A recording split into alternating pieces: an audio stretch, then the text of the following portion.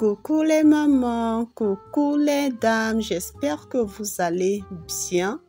Alors dans cette vidéo, je viens partager avec vous comment je fais mon kosam avec du lait liquide. Une tuerie les filles. Essayez ce kosam-ci. Il y a pas mal de personnes qui n'étaient pas au courant qu'on pouvait faire du kosam avec du lait liquide. Alors dans cette vidéo, je vous montre étape par étape comment vous réussissez votre kosam comme un grand chef. Alors dans une marmite, vous versez tout le contenu. Moi j'ai opté pour ma cocotte minute, donc ça c'est la marmite de ma cocotte minute que je vais faire tiédir.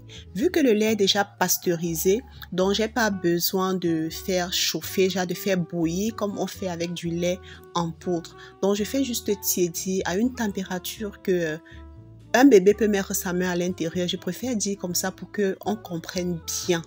Un bébé peut tremper sa main à l'intérieur, donc c'est vraiment tiède. Ensuite, pour la fermentation, j'utilise le yaourt nature. J'ai préféré un yaourt, bon, nature, oui, mais à la vanille, parce que après je devais toujours utiliser le sirop de vanille pour élever le goût. Donc, une fois que je verse mon yaourt comme ceci dans mon lait, je viens maintenant bien le remuer. Je vais bien fouetter ça avec mon fouet. Je fouette ça correctement pour éliminer tous les grumeaux. Je viens maintenant plastifier. Vraiment, c'est optionnel, vous pouvez le faire. Mais moi, pour maximiser ma fermentation, je fais l'effort de le maintenir le plus possible chaud afin que ma fermentation soit une réussite. Un coucou spécial à toutes les mamans qui vivent aux États-Unis. Et bien sûr qui ont les enfants de moins de 5 ans qui bénéficient du programme WIC. Vous recevez pas mal de ces bouteilles, n'est-ce pas? Cette vidéo est principalement même faite pour vous. Vous avez pas mal de bouteilles de lait que ce programme vous donne pendant le mois. Alors, beaucoup de personnes se voient en train parfois de jeter parce que la date de péremption est déjà arrivée. Aussi, les enfants n'aiment pas parce que c'est pas sucré. Moi, personnellement, mes enfants n'aiment pas, c'est pas du tout sucré. Donc, pour ne pas jeter et gaspiller mon lait, moi, je fais la plupart du temps du kosam avec comme ceci. Ça peut rester au frigo, congélateur pendant des mois, ça ne se gâte pas. Une fois que vous voulez boire, vous l'enlevez tout simplement et vous le mettez au réfrigérateur, ça dégivre et vous buvez votre kosam comme au pays. Donc voilà, une fois que j'ai bien couvert mon kosam comme ceci, je viens prendre une grosse couverture qui chauffe vraiment, du moins quelque chose de bien grand, qui va bien vous laisser votre mélange au chaud. Je fais comme ceci, je couvre le tout et je pars le faire reposer dans un endroit propre et sec. Au départ, d'abord, j'ai opté à mettre ça dans mon four. Mais c'était tellement gros, ça n'a pas pu entrer. Donc, si vous avez un bocal qui est plus petit, le four sera une meilleure idée où vous pouvez laisser reposer votre mélange.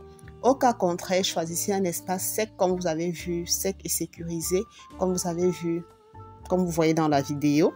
Donc, voilà, vous faites comme ceci et c'est super. Je faisais ceci comme ça, il était 23h30 par là. Donc, à l'heure que vous me voyez que je retire mon kosam comme ceci, il est 7h30 par là. Après que j'ai déposé mon fils à l'école, vous me voyez avec un gros manteau là, non, le froid commence déjà à se pointer.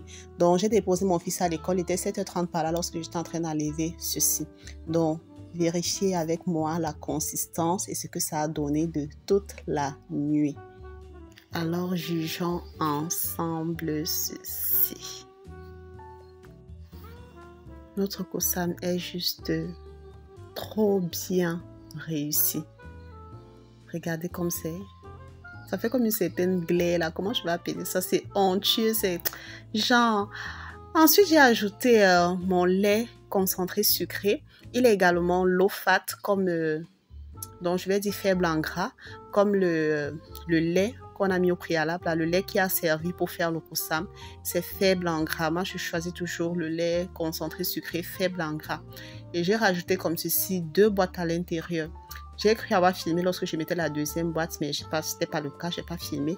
Mais sinon, j'ai mis 2 boîtes à l'intérieur. Non seulement ça rend votre kosam encore plus épais et ça a un goût encore c'est plus lisse. comparé au sucre, mais c'est optionnel, hein, vous pouvez le mettre comme vous pouvez ne pas le mettre. Donc, vous pouvez mettre juste le sucre. Donc moi, une fois que je mets mes 2 boîtes de lait comme ceci, c'est sucré à ma convenance et je ne rajoute plus de sucre. Je viens rajouter également mon extrait de vanille dans mon sirop de vanille pour plus de goût.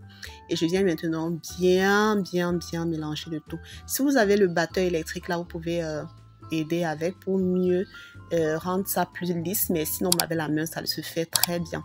Donc, voilà la bonne consistance que votre kosam doit avoir. Vu qu'une fois que vous allez le mettre au frigo, il deviendra encore plus épais. Maintenant, je viens remplir mes bouteilles. Vous voyez, avec le lait qu'on nous donne, vous pouvez faire même une réception avec. Ça reçoit beaucoup de personnes. Ça, c'est juste une seule bouteille que j'ai utilisée, mais c'est tellement beaucoup. Vous faites d'autres kosam comme ça, là, même la veille, vous laissez au frigo. Ça devient bien glacé, bien épais, là.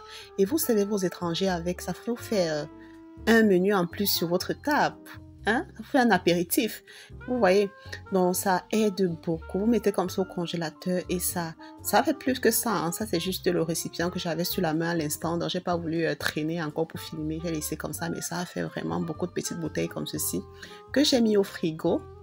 Les petites bouteilles là au congélateur, ce qu'on devait boire tout de suite au frigo, et je l'ai accompagné avec mon daiquiri.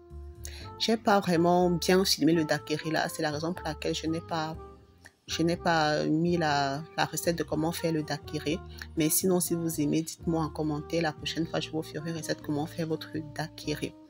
Avec vous pouvez aller voir mon dernier shot là. Vous allez voir exactement quelle est la marque que j'utilise pour faire mon daiquiri avec. C'est une tuerie, hein. C'est très bon. C'est comme si vous buvez votre kosam au pays. C'est très bon. Donc, je l'étale comme ça pour qu'il refroidisse bien.